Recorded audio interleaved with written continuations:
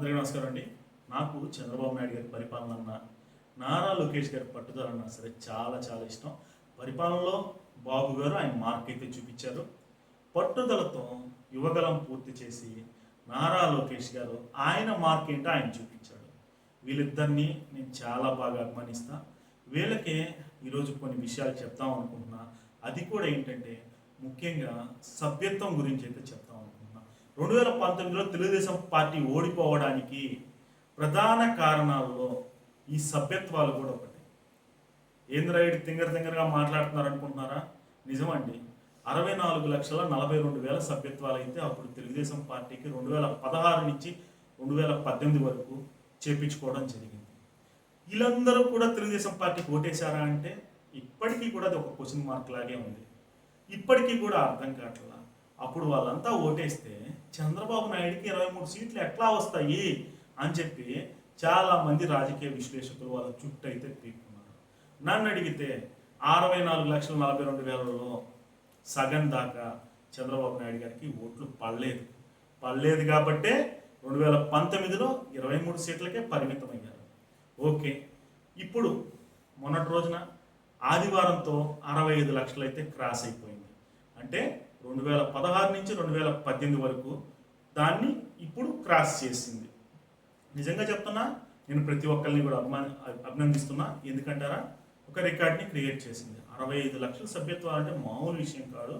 లోకేష్ గారు ఇప్పుడు ఈ 65 లక్షల సభ్యత్వాలు ఎవరు మనోళ్ళు, ఎవరు పగోళ్ళు, ఎవరు పార్టీ గెలిచాక వచ్చి సభ్యత్వాలు చేపించుకొని పాత కార్యకర్తల్ని దబాయిస్తున్నారు, ఎవరు పార్టీ గెలిచేశాక ఎప్పటి నుంచో మేము తెలుగుదేశం పార్టీలో ఉన్నోళ్ళలాగా బిహేవ్ చేస్తున్నారు.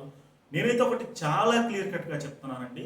తెలుగుదేశం పార్టీ గెలవక ముందు ఎవరెవరైతే వచ్చారో, ఎవరెవరైతే పార్టీ గెలుపు కోసం జెండా పట్టుకొని తిరిగారో, ఎవరెవరైతే ఇళ్ళకి తిరిగి వెళ్ళి తెలుగుదేశం పార్టీకి, బాబు గారికి, ఆ లోకల్ ఎమ్మెల్యేకి ఓటేయమన్నారో వీళ్ళందరినీ కూడా జాగ్రత్తగా చూసుకోవాల్సిన అవసరం ఖచ్చితంగా తెలుగుదేశం పార్టీ ఉంది. అదేవిధంగా సాధారణ ప్రజలు ఎవరన్నా చేపించుకున్నా ఎటువంటి ఇబ్బంది ఉండదండి. ఎందుకంటే పార్టీకి సంబంధించిన ఏమన్నా ప్రతిఫలం ఉంటే సాధారణ ప్రజలు తీసుకోవడంలో ఎటువంటి తప్పు లేదు.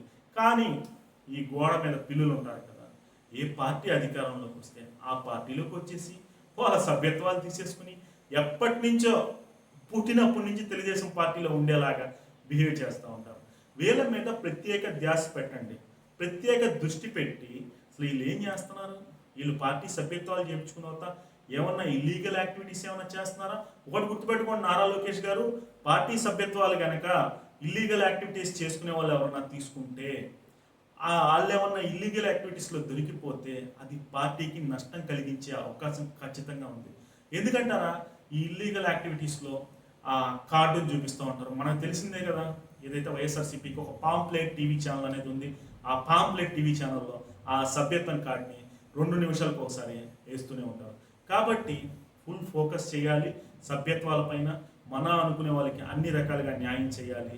మనని ఎన్ని పొడొద్దాం అనుకునే వాళ్ళని మనం గుర్తించుకుని వాళ్ళని ఎక్కడ పెట్టాలో అక్కడికి పెట్టేసి వాళ్ళని అక్కడితోనే ఆపేస్తే పార్టీకి మేలు జరిగే అవకాశం ఉంది అని చెప్పి నేను చెప్తూ ఉన్నా. నేను మాట్లాడిన మాటల్లో ఏమన్నా తప్పు ఉంటే తెలుగుదేశం పార్టీ కార్యకర్తలు కానీ, నాయకులు కానీ ఎవరైనా సరే నన్ను క్షమించాలని చెప్పి నేను కోరుతున్నాను.